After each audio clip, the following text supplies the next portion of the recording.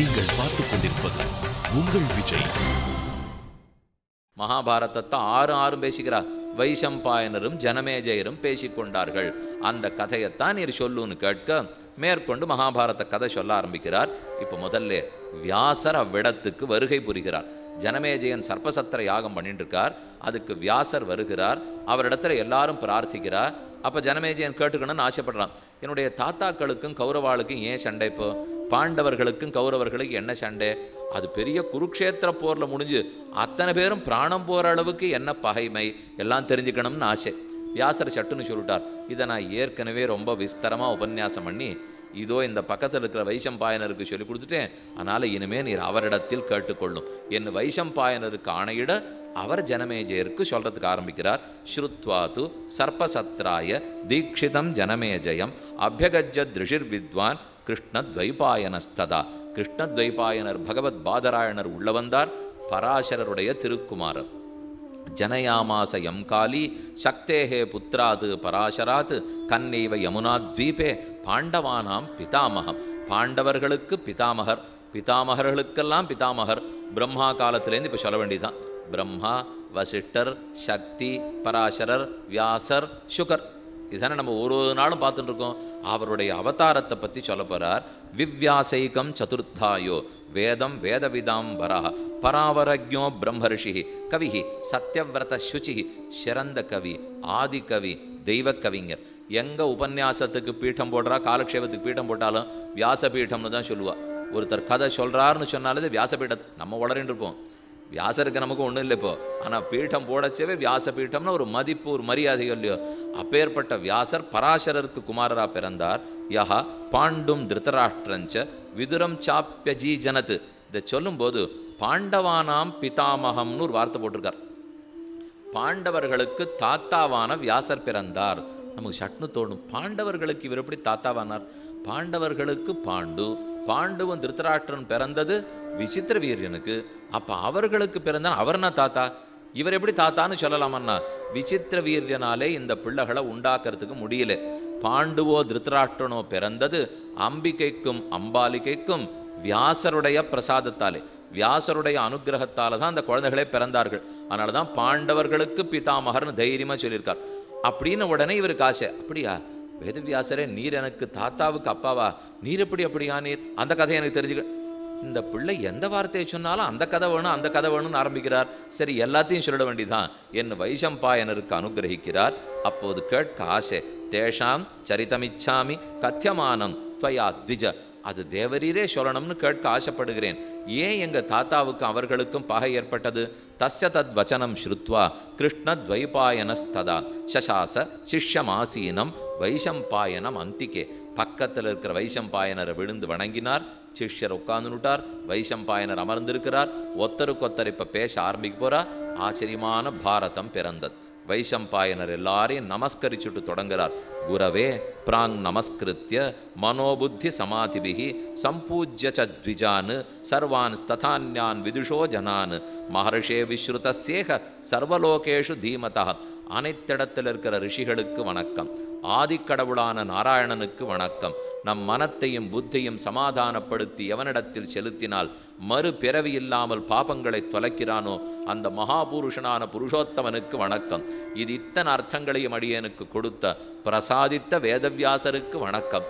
இவர்கள் எல்லாருடைய அனுகிரகத்தாலே எப்படி அவா சொல்லியிருக்காளோ அவா மனம் மாறாதபடிக்கு அவா நினைச்சத்தை நான் மாற்றி சொல்லிடக்கூடாது. பெரியோர்கள் என்ன நினைச்சிருக்காளோ அதை அப்படியே சொல்ற அளவுக்கு சொல்லும் பாக்கியம் அடியனுக்கு கிட்டணும். மிருதே பிதரித்தே வீர வனாதேத்யேஸ்வ மந்திரம் ந சிராதேவ வித்வாம்சா வேதே தனுஷிச்ச அபவன். பாண்டவர்கள் எல்லாரும் காட்டில் பிறந்தார்கள்னு கேள்விப்பட்டிருக்கோம். உன்னுடைய பாண்டு, உன்னுடைய தகப்பனாருக்கு தகப்பனார் பாண்டு பிராணம் படுத்து மாதிரியும் போயிட்டார், பாண்டுவும் போயிட்டார், குந்தி மட்டும்தான் இருக்கா. அவள் ரெண்டு பேரும் இறந்தவுடன் காட்டில் வளர்ந்த பிள்ளைகளை ஆயிடுத்து, 12 வயசுக்கு மேலே ஆயிடுத்து. யுதிஷ்டிரனுக்கு தர்மபுத்திரனுக்கு அங்கே இருக்கிற ரிஷிகள் எல்லாம் சேர்ந்து நாட்டில் கொண்டு வந்து சேர்க்கிறா. திருத்தராஷ்டிரன் இடத்துல இவா தான் உங்கள் தம்பி பிள்ளைகள். நேற்றே இதை பார்த்தோம். உங்கள் தம்பி பிள்ளைன்னு சொன்னால் ஒத்துக்கிறதா இல்லையான்னு சந்தேகம் வந்தது. ஆகாசவாணி இவர் தான் தம்பி பிள்ளைன்னு சொன்ன உடனே புஷ்பமாரி பொழிஞ்சது. அதுலேருந்து எல்லாரும் ஏற்றுனுட்டான்னு பார்த்தோமோ இல்லையோ. எல்லாரும் ஏற்றுனுட்டாலே தவிர துரியோதனனுக்கு ஏற்றுக்கொள்வதற்கு இச்சை இல்லை. அதனால நடந்த ஒன்றுனா சொல்ல போறாரு இப்போ. அப்போ அவனை பார்த்த உடனே பொறாம வந்துடுத்து இவனுக்கு. தாம்ஸ்ததா சத்வ வீரியௌஜா சம்பன்னானு பௌரசம்மதானு நாமிருஷ்யன்னு குரவோ திருஷ்டுவா பாண்டவான் சிறிய சோபிருதா. பாண்டவர்களுக்கு இருக்கிற பெருமை, அவளுக்கு இருக்கிற நேர்மை, அவளுக்கு இருக்கிற குணம், இதை கண்டு துரியோதனாதிகளுக்கு பொறுத்துக்க முடியல. எப்படியான இவர்களை அழிச்சுடணும்னுட்டு அவர்களுடைய தாய்மாமன் சகுனி, அவன் சுபலன் ஒரு ராஜா, சௌபல தேசத்திலேருந்து வந்தவர். அந்த சௌபல தேசத்து மன்னவன் தான், அந்த மன்னவனுடைய பெண்ணு தான் காந்தாரி. காந்தார தேசம்னு சொல்லுவோம், சௌபல தேசம்னு சொல்லுவோம். காந்தாரி கண்ணை கட்டின்றபடியால் கூடவே வந்துட்டார் சகுனி. நான் பார்த்து உங்களுக்கு எல்லாம் நல்லது பண்ணுறேன், நல்லது பண்ணிட்டார். கடைசி வரைக்கும் பண்ணிவிட்டாரோ இல்லையோ, நான் பார்த்து உனக்கு நல்லது பண்ணுறேன்னு சொல்லித்தான் கூடவே வந்தார். கடைசியில் கூடவே இருந்து அனைத்தையும் அனர்த்தப்படுத்திட்டார். தத்தோ துரியோதன க்ரூரா கர்ணச்ச சகசௌபலா தேஷாம் நிகிரக நிர்வாசான்னு விவிதாம்ஸ்தே சமாரபன். இவாளை எப்படி அழிச்சுடலாம்ங்கிறதுக்காக திட்டம் போட ஆரம்பித்தார். எப்படி இந்திரன் இருந்து தேவர்களையும் லோகத்தையும் காப்பாற்றுறாரோ அதை போல் விதுரர் தான் கூடவே இருந்து இந்த குழந்தைகளை ரட்சித்து கொடுத்தா. அவர் பார்த்து காப்பாற்றி கொடுத்துருக்கார். யமதர்மராஜனுடைய நேர் அவதாரம். ஆணிமாண்டவ்யர்ங்கிற ரிஷி சாபத்தாலே யமதர்மராஜன் விதுரனாக பிறந்திருக்கிறார். அப்படின்னா எவ்வளோ வசதியானவர். ஆணிமாண்டவர் கதை மேலே சொல்ல போறார், எதனால விதுரர் பிறந்தார்னுட்டு. இப்போ இதை பார்ப்போம். முதல்ல பீமசேனனை விஷம் வச்சு கொல்ல பார்த்தா. ததாவத விஷம் பாப பீமாய திருதராஷ்டிரஜா ஜரயாமாச தத்வீரா சஹான்னேன விருகோதரா. அது மொத்தத்தையுமே சாப்பாட்டோட சேர்த்து முழுங்கி அப்படியே ஜெரிச்சு போச்சு. விஷம் அந்த பிள்ளையை ஒன்றும் பண்ணவே இல்லை, அத்தோட சேர்ந்தே ஜெரித்தது. அடுத்தது கங்கையில் பிடிச்சி தள்ளி விட்டுட்டு அவன் முடிச்சின உடனே அத்தனையிலேருந்து வெளியில் வந்துட்டான். அடுத்தது பாம்பை விட்டு கடிக்க விட்டா, ஒன்றும் பண்ணுறதுக்கு முடியல. விதுரருடைய சகாயத்தால் தேஷாம் து விப்ரகாரேஷு தேஷு தேஷு மகாமதி மோக்ஷணே பிரதிகாரேச்ச விதுரஹ அவகிதோ அபவத். கடைசியாத்தான் லாக்ஷாகிருதம் வாரணாவதம்ங்கிற இடம், அந்த இடத்துல அறக்காலையே ஒரு மாளிகை கட்டினார்கள். அதில் போய் நீ வசி அப்படின்னு சொல்லி திருத்தராஷ்டிரனை ஒரு வருஷத்துக்கு அனுப்பிச்சு வைக்க, அந்த மாளிகை முழுக்க நெருப்பு வச்சு பாண்டவர்களை கொண்டுடலாம். இதெல்லாமே மேலே விளக்கமாக இருக்குது. இப்போ அவர் பகைக்கு காரணத்தை சுருக்கமாக சொல்லிட்டு இருக்கார். இது ஒன்னொன்றுமே மேலே ஒரு பருவம் முழுக்கவே விளக்கம் இருக்குது.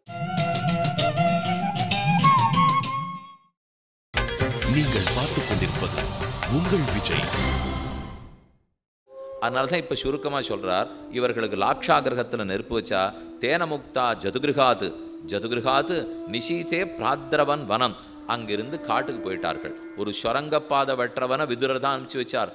அதுக்கு வழி தெரிஞ்சுட்டு பாதையை வெட்டி குழந்தைகளையெல்லாம் ரட்சித்து கொடுத்துட்டார். அப்போ காட்டுக்கு போன சமயத்தில் தான் அங்கங்கேன்னு தெரிந்து கொண்டு துருபத மன்னவனுடைய பெண்ணு திரௌபதிக்கு ஸ்வயம்பரம்னு கேள்விப்பட்டு அங்கு போய் ஸ்வயம்பரத்தில் திரௌபதியை கல்யாணம் பண்ணி கொண்டார்கள்.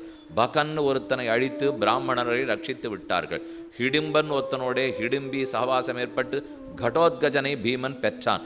இது இத்தனையும் காட்டில் நடந்த சரித்திரம்னு சொல்லிட்டு ததஸ்தே சுஷ்ருவு கிருஷ்ணாம் பஞ்சாலேஷு ஸ்வயம்பரம் தே தத்ர திரௌபதியும் லப்த்வா பரிசம்பத்சரத் சரோஷிதா விதிதா ஹஸ்தினபுரம் பிரத்யாஜக்முர் அரிந்தமாக.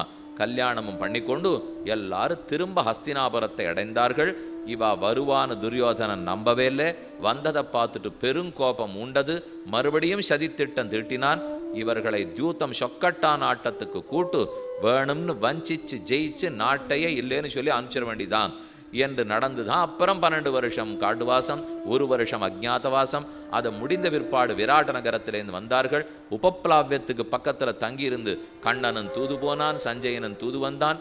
ஏதும் நடக்காமல் போக கடைசியில் பெரும் போர் வெடித்தது. 18 அக்ஷயகுணி சைன்யத்தையும் கண்ணன் முடித்தான். ரொம்ப ஆச்சரியமான போஷம். தீர்ப்பாறை யாமினி எங்கனம் நாடுது மன்னமீர் போர்ப்பாகு தான் செய்து அங்கைவரை வெல்வித்த மாயப்போர் தேர்ப்பாகனார் கிவள் சிந்ததுழாய் திசைக்கின்னதேன்னு நம்மாழ்வாருடைய திருவாழ்மொழி பாசனம். பெருமாள் கீதாச்சாரியனாய் தேரோட்டி பார்த்த சாரதியாக இருந்து மொத்த பேரை அழிச்சுட்டான். கடைசியில் இவர் சவுனகருக்கு கேட்டதுக்கு சௌத்தி சொல்லி முடிக்கிறார். என்றோ பூமாதேவி போய் பெருமாளிடத்தில் பிரார்த்தித்தா. அந்த ஒரு பிரார்த்தனைக்காக சூத்திரதாரி இத்தனையும் பண்ணிவிட்டான். அவன் ஒருத்தன் பார்த்த பார்வை தான் இது இத்தனையுமே. மொத்த 18 அக்ஷயகணி அழிஞ்சு போச்சு. சிறு குழந்தையா இருக்கிறச்சே கம்சன், பிரலம்பாசுரன், திருணாவர்த்தாசுரன், ஜகடாசுரன், பூதனா அப்படின்னு அரிஷ்டாசுரன், காலன், நேமி எத்தனை பேரும் அழித்தார். முதல்ல வந்தது பூதனா, கடைசியில் வந்தது கேசி. பூபாரத்தை தீர்த்தார். மண்ணின் மீபாரன் நீக்குதற்கே வடமதுரை பிறந்தான். அவனே வயசான பிற்பாடு தான் கொல்லலே, தன் சிஷ்யர்களான பாண்டவர்களை வைத்து அத்தனை பேரும் அழிச்சுட்டார். ஆக தான் அழித்தது சிறுபிராயத்தே, ஆட்களை வைத்தழித்தது பெரும்பிராயத்தே. இப்படி கண்ணனுக்காகத்தான் இது இத்தனையுமே நடந்தது என்ன சௌனகரிடத்திலே சுருண்டிருக்கார். அதனால தான் உங்க தாத்தாக்களுக்கு யுத்தம் ஏற்பட்டது. பார்த்தாய அக்னிர்ததௌ சாபி காண்டீவம் தனுருத்தமம். பார்த்தனுக்காக அக்னி பகவான் தான் சிறந்த காண்டீபத்தை கொடுத்தார். அவருடைய அம்புராத்துணி முழுக்க அவரிடத்திலேருந்து தான் பெற்றார். இஷுதி சாட்சயர் பாணை ரதஞ்ச கபிலக்ஷணம். தேர் கொடுத்து அதில் கொடி, பெருமானுக்கு தேர்னா கருட கொடின்னு பார்த்தோமோ இல்லையோ, கபிலக்ஷணம் குரங்கு கொடி தான் அவருக்கு. மர்க்கடம் குரங்கு, குரங்கு ஆஞ்சநேயர். ஹனுமான தன்னுடைய கொடியில் வச்சுன்னு தான் எந்த சண்டைக்குமே அர்ஜுனன் போகிறான். இதெல்லாம் அக்னி பகவான் தான் அவருக்கு பெற்றுக் கொடுத்தார். கடைசியில் 12 வருஷம் காட்டில் இருந்தா, 1 வருஷம் அஜ்ஞாதவாசம் பண்ணா. அதற்கு அப்புறமும் கேட்ட நாடு கிடைக்காமல், 5 குண்டூசி குத்தர நிலம் கூட கிடைக்காமல் அப்புறம்தான் சண்டை போட வேண்டிய நேர்ந்தது. நாலபந்த மகாராஜ ததோ யுத்தம் அவர்தத ததஸ்தே க்ஷத்ரமுத்சாத்திய ஹத்வா துரியோதனம் நிருபம். கடைசியா 100 வரும் வீழ்ந்தார்கள், 5 ஜெயித்தார்கள். பெரிய யாகம் நடத்தி கண்ணனுக்கு வேண்டியதெல்லாம் செய்து நாட்டை நன்றாக ஆண்டார்கள், சொர்க்கத்தை அடைந்தார்கள். ஜனமேஜயா, இதுதான் உன்னுடைய பாட்டனார்களை பற்றின சரித்திரம். அப்போ ஜனமேஜர் கேட்குறார், அது என்ன ஒரு அத்தியாயத்தில் 30 ஸ்லோகத்துக்குள்ளே முடிச்சுட்டீர்? நான் என்னமோ 1,00,000 ஸ்லோகம் வரப்போகிறதுன்னு நினச்சிருந்தா இவ்வளவு தான் மொத்த கதையும் சொல்லிட்டீரே. இதனுடைய விரிவு கேட்கணும்னு ஆசையாக இருக்குது. சபவான் விஸ்தரேணே மாம் புனர் ஆக்கியாத்து மருகதி நகி திருஷ்யாமி பூர்வேஷாம் ஸ்ருண்வானச்சரிதம் மகத். இந்த பெரும் காவியத்தை போய் இவ்வளவு சுருக்கமாக கேட்கறதுலே என் மனசுக்கு திருப்தி ஏற்படலே. மேலும் சொல்லும், இதம் சதசஹசிரம் ஹி ஸ்லோகானாம் புண்ணியகர்மணாம் சத்யவத்யாத்மஜேனேக வியாக்கியாத்தம் அமிதௌஜசா. சத்யவதியினுடைய குமாரர் வேதவியாசர் பாடின 1,00,000 ஸ்லோகத்தை சொல்கிறதுக்கு எனக்கு என்ன கசக்கிறதா? ராஜன், உனக்கு பிடிக்குமோ பிடிக்காதோன்னு பார்த்துருந்தேன். இதை பற்றின ஒரு கதை உண்டு. முன்னாடிலாம் இப்போவோ வைசம்பாயனர் ஜனமேஜனுக்கு சொல்கிறேன்னார். அவன் ஒன்றும் கேட்டுக்கவே இல்லை.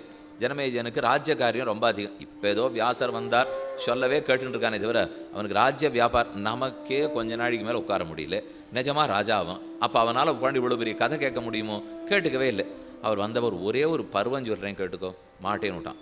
ஒரு உபபருவம் மாட்டேன், ஒரே ஒரு அத்தியாயம் மாட்டேன், ஒரே ஒரு ஸ்லோகம் சொல்கிறேன் கேட்டுக்கோனார் வைசம்பாயனர். சரி சொல்லும் நாள். ஒருத்தன் சுயோதனன், ஒருத்தன் தசானனன். சுயோதனனும் தசானனனும் அவன் எதிரிகளுடைய சக்தியை பார்த்திருந்தும் மீண்டும் சண்டைக்கு வந்தார்களே அறிவிலிகள். ஸ்லோகம் முடிஞ்சு போச்சு, மன்னா நான் போய்ட்றேன்னார் அவர். இவன் ஜனமேஜனுக்கு புரியல. சுயோதனன்னா யாரு, தசானனன்னா யாரு, யாருடைய சக்தியை பார்த்து இவா சண்டைக்கு வந்தா புரியலையேன்னா. சுயோதனன்னா துரியோதனன். அவன் விராட்ட பர்வத்திலே அர்ஜுனனுக்கு இருக்கிற சக்தியை கோக்கிரகண காலத்தில் பார்த்திருந்தும் மறுபடியும் சண்டைக்கு வந்தானோ இல்லையோ, முட்டாள். தசானனன்னா அவர் தான் லங்கேஸ்வரன் ராவணன். அவர் ஹனுமான் மொத்தத்தையும் நெருப்பு வச்சு அழிச்சாரோ இல்லையோ, அதை பார்த்த அப்புறமும் திரும்ப சண்டைக்கு வந்தானோ இல்லையோ, முட்டாள். போய்ட்டு வரட்டுமான்னார். அவனுக்கு மறுபடியும் புரியல. இப்போ ராவணேஸ்வரனுக்கும் ராமனுக்கு இப்போ என்ன சண்டை, எதுக்கு துரியோதனனுக்கும் கௌரவர்களுக்கும் பாண்டவர்களுக்கு என்ன சண்டை அப்படின்னு கேட்க, அடியை பிடி பாரத பட்டான்னு ஒன்று கேள்விப்பட்டிருக்கோமோ இல்லையோ, அதைத்தான் நான் அப்போலேருந்து சொல்கிறேன்னு கேட்டுருக்கேன், நீ கேட்டுக்க மாட்டேங்கிற. இவா 2 பேருக்கு என்ன சண்டைன்னா சட்டுன்னு சொல்ல முடியுமா? ஆதியோட அந்தமாக ஆரம்பிச்சிட்டார்.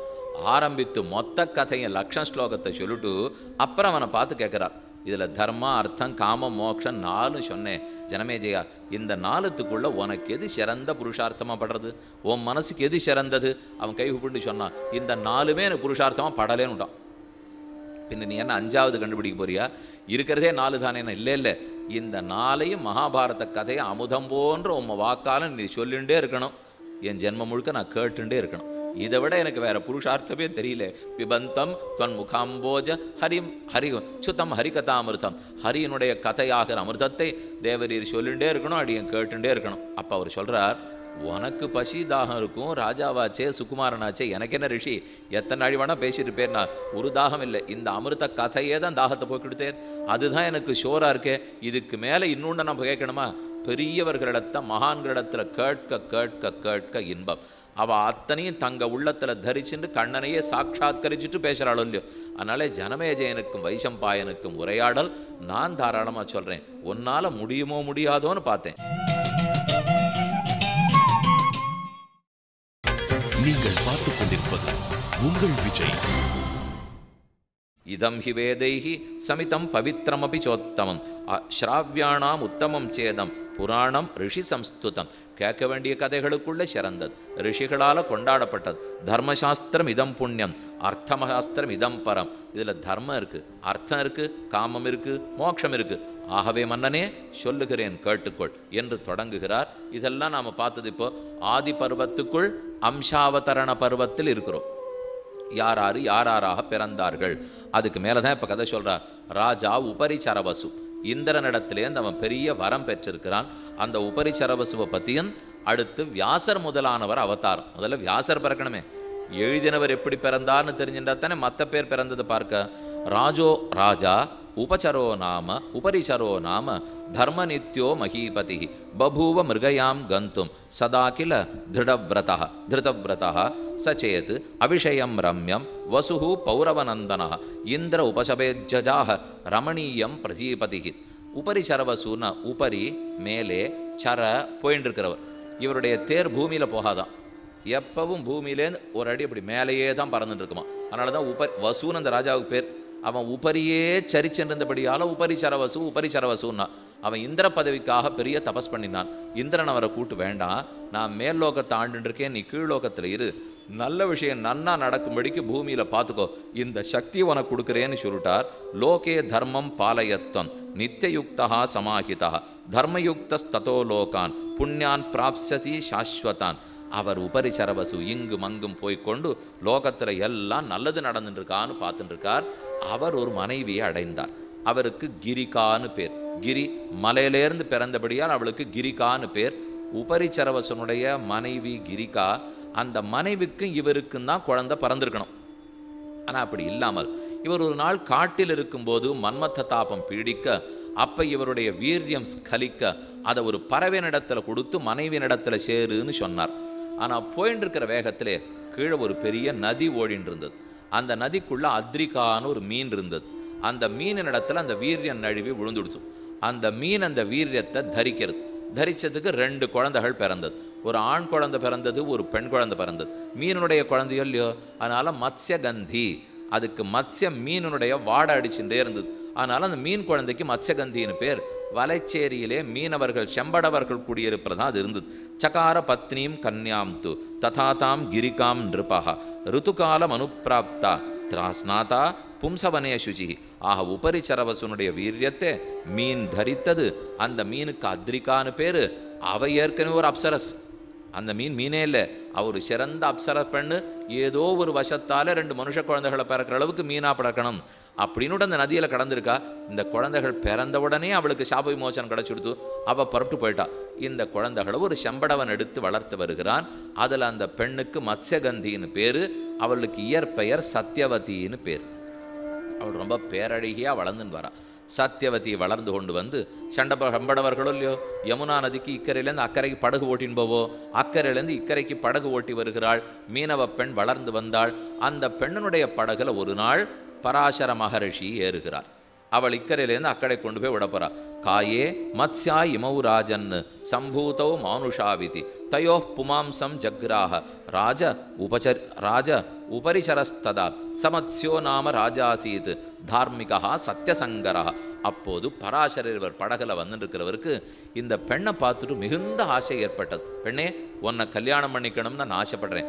இப்போதே நானும் நீயும் சேர்ந்து ஒரு சிறந்த புத்திரனை உற்பத்தி பண்ணணும் அப்படின்னு ஆசையை வெளியிடுறார். சங்கமம் மம கல்யாணி குருஷ்வேத்யபியபாஷத சாப்ரவீத் பஷ்ய பகவன் பாராவாரே ஸ்திதாம் ரிஷின்.